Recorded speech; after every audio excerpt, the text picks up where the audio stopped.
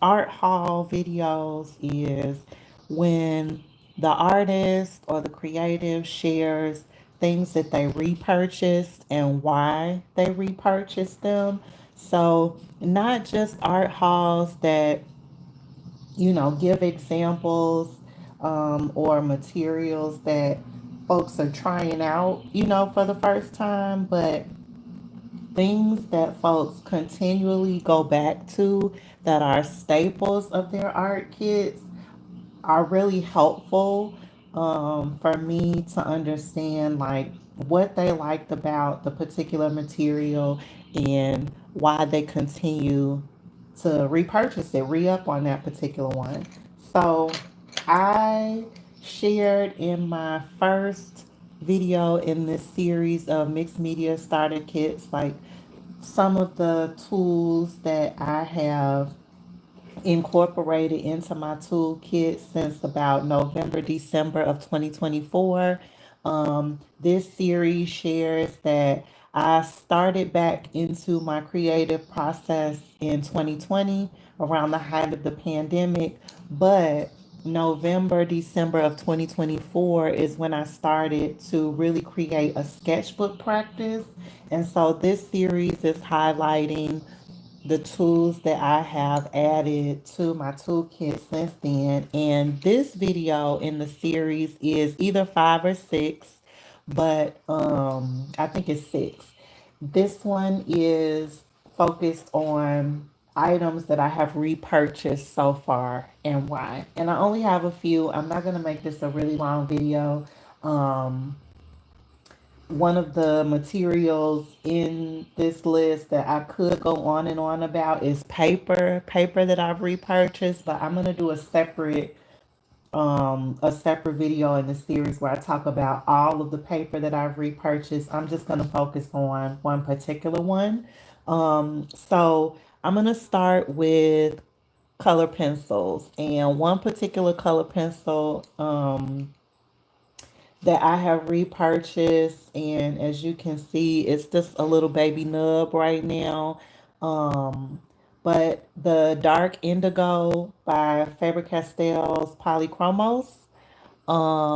This has become one of my favorite color pencils, and it's 157 dark indigo. This is what the tip looks like.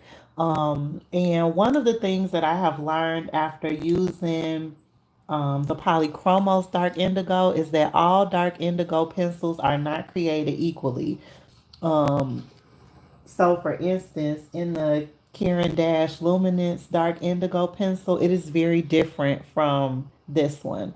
And I really like the color of this particular dark indigo.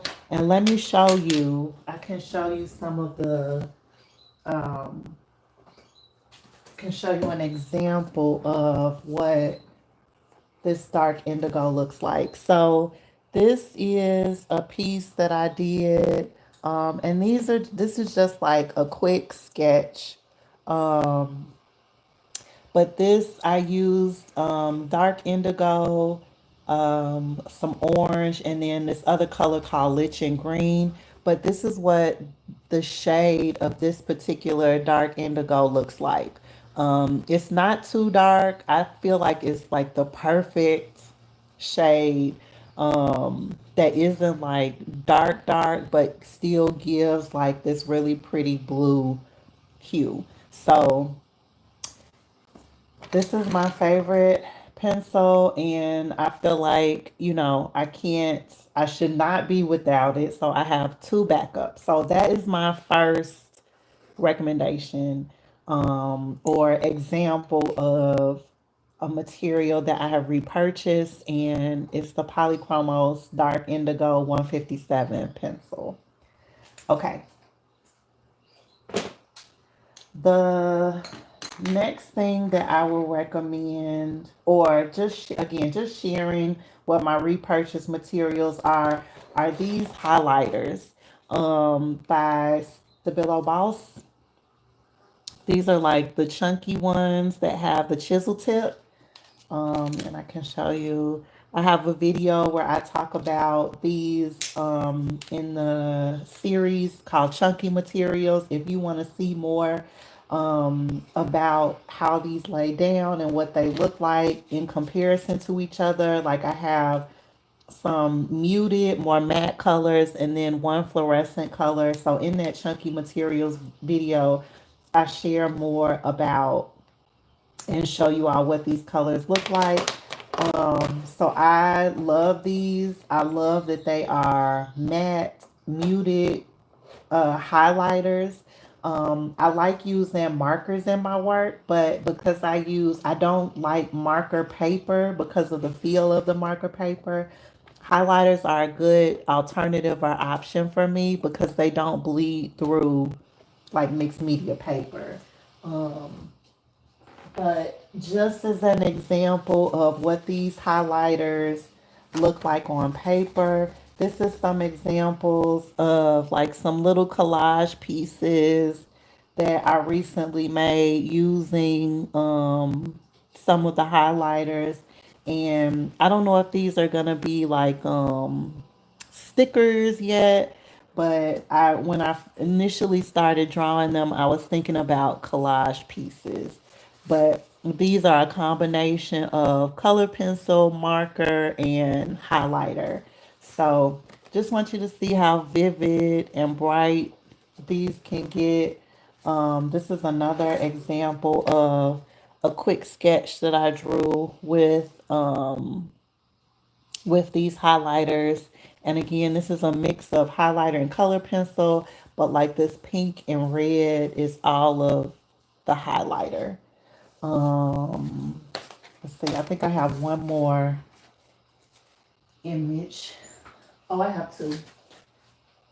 Have two more ways to show you that I use the highlighter. So this is another sketch that has black marker or some kind of black pen, probably a brush pen, and then these pops of orange are the Stabilo highlighter. And then the last example that I can show you about how I use these highlighters is with this image. So this orange in here, I laid down the orange first and then drew on top of it. So this is another example of how I incorporate highlighters and what this particular shade of orange looks like.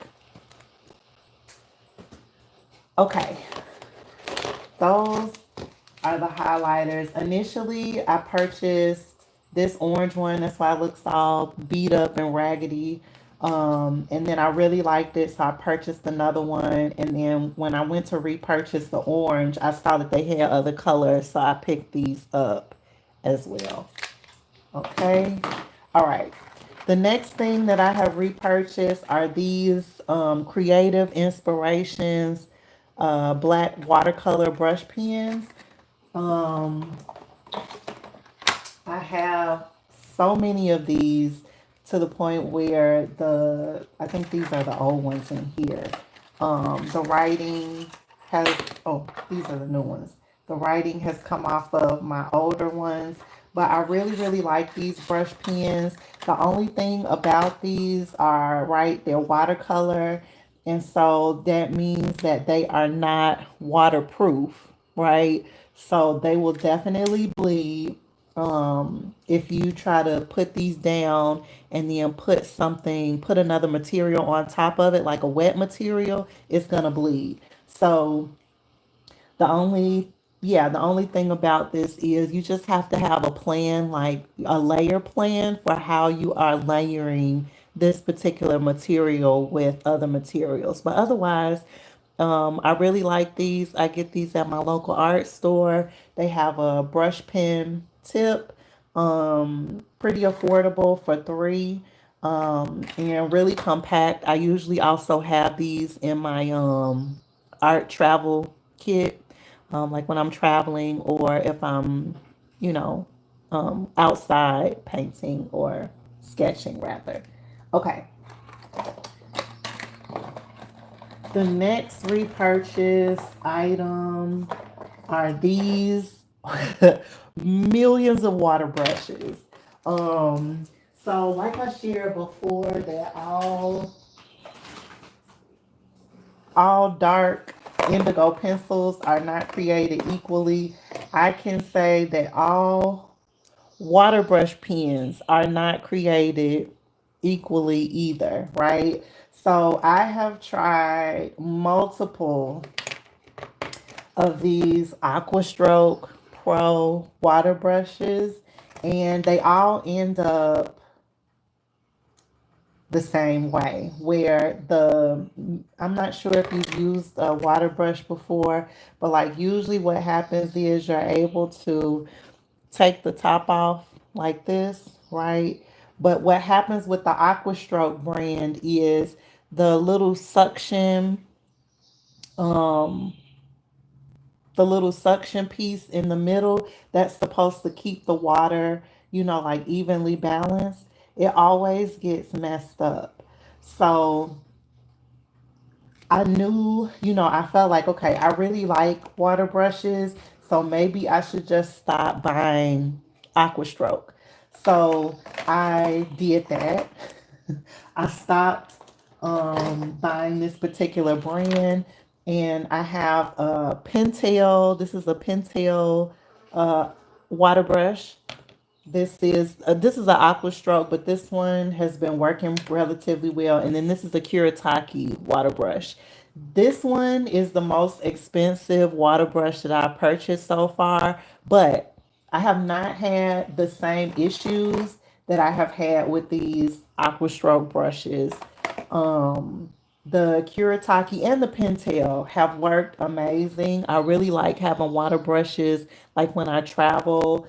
And then just when I'm sitting here, I like the feel of the handles of water brushes in comparison to just regular paint brushes. They're hard and I don't like them. Because this is like plastic, it feels better in my hand because I can hold the tool pretty tightly.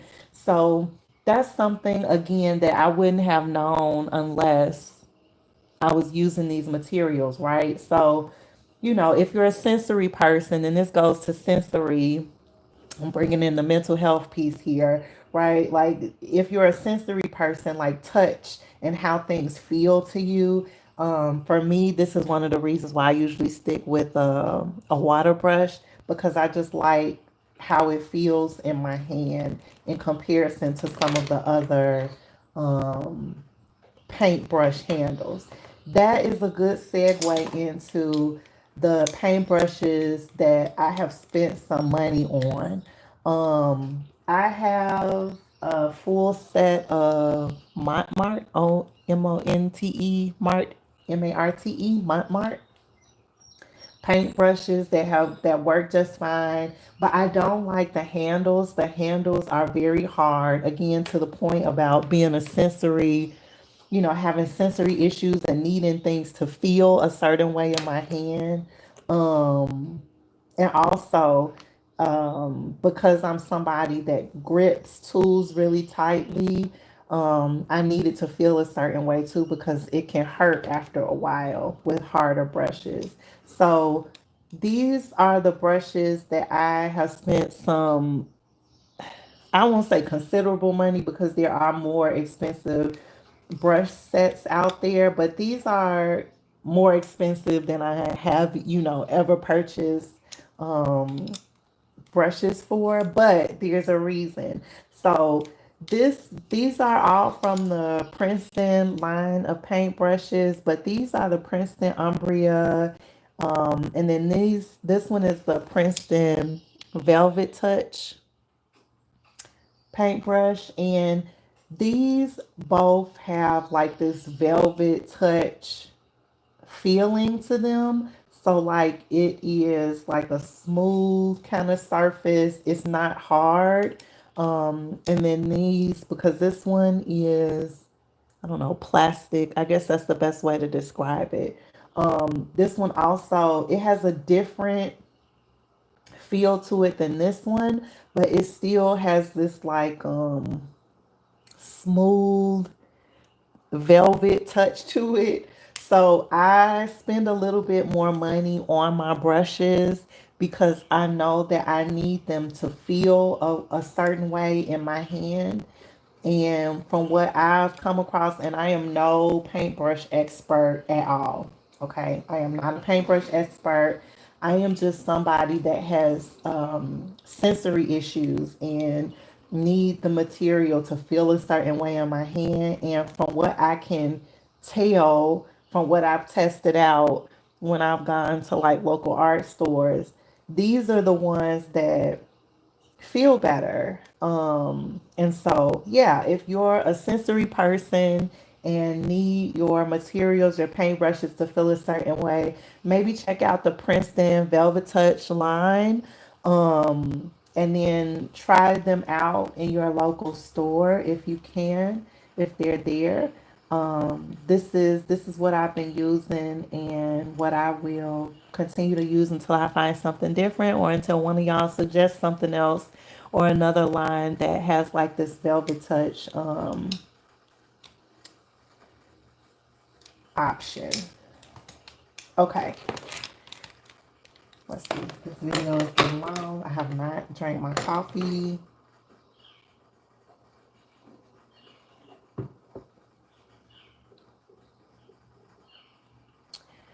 Adhesives. I mentioned this glue in my adhesives video, and this is the one that I glued the top shut. And so I will be repurchasing this glue stick.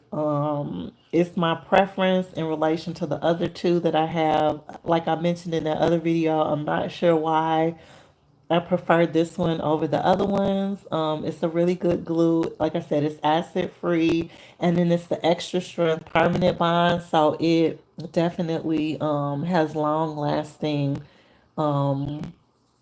adhesive, to it. So if you are looking for a good glue stick, maybe you want to try this one out, but this is definitely a repurchase.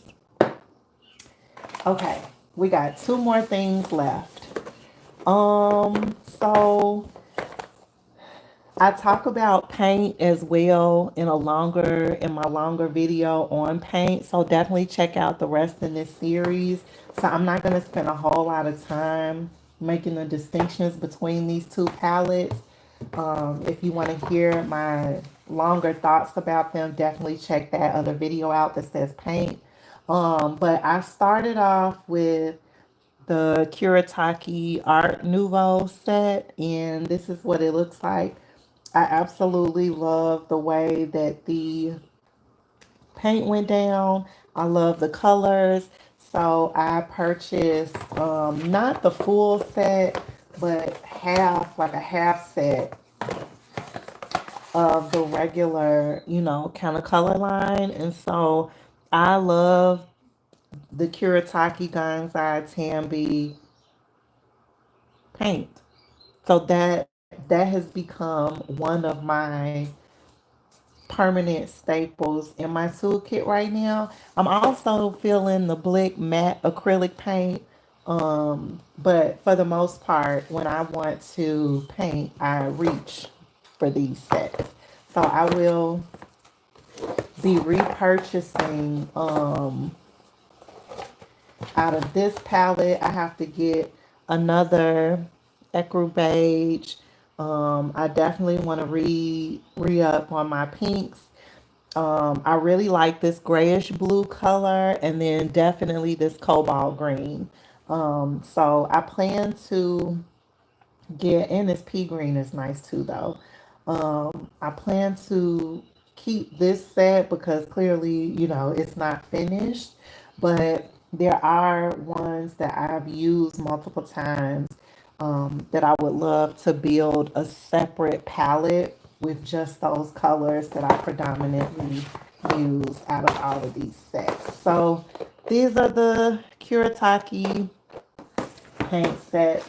And then the last thing that I will share about repurchasing is this paper. And like I said, I'm not going to go too much into all of the paper that I, use in my practice, but I just wanted to highlight one in this video.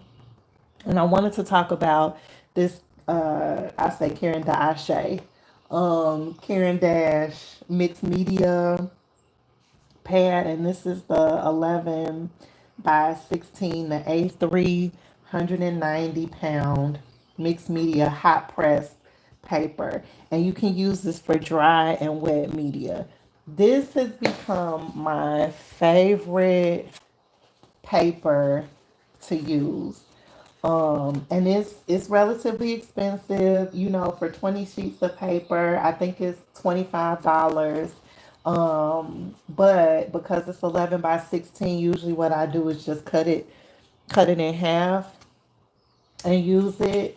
But this paper is really good for my watercolor. It's really good for my markers. My color pencils go down really good on this paper as well. And the weight of it is it doesn't feel like flimsy or anything. In comparison to the Canson mixed media paper, the Canson mixed media paper is good. It's actually a really good, affordable paper. And like I mentioned, I'm going to do a whole video just about paper, because I can give some good recommendations for different price points, you know. And Canson is, like I said, a really good mixed media paper. And I feel like it's definitely right up there with this one.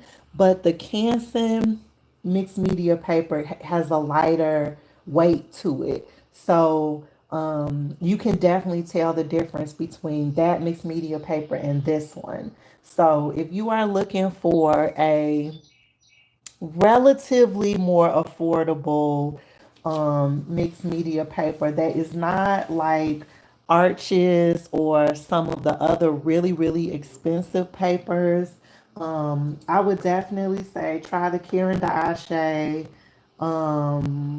mixed media, and then use that in comparison to the Canson and see which one you like, and of course whichever one fits your budget. So those are my recommendations. Those are the materials that I have repurchased since roughly about November, December. We've gone through one, two, three, four, five, six, seven. I think I said we went through 8 things. Um, Let me know if you've used any of these, what your thoughts are. If I shared something that you didn't like, that I said that I liked, I would love to hear that as well. I will be coming back tomorrow with another video. So definitely subscribe to follow along so you can get notifications about when I go live. I would love to chat with you about these things. And see you in the next one.